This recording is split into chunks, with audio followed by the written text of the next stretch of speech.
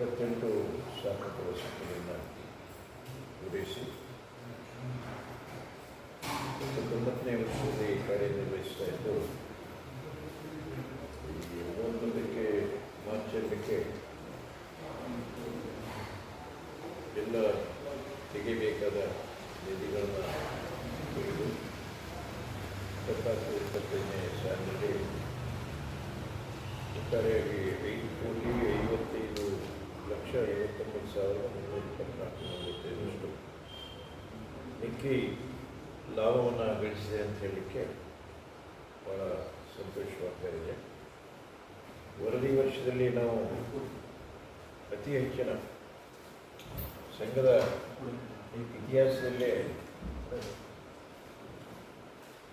ಹೆಚ್ಚು ಅಡಿಕೆ ವಹಿವಾಟನ್ನು ಎಲ್ಲ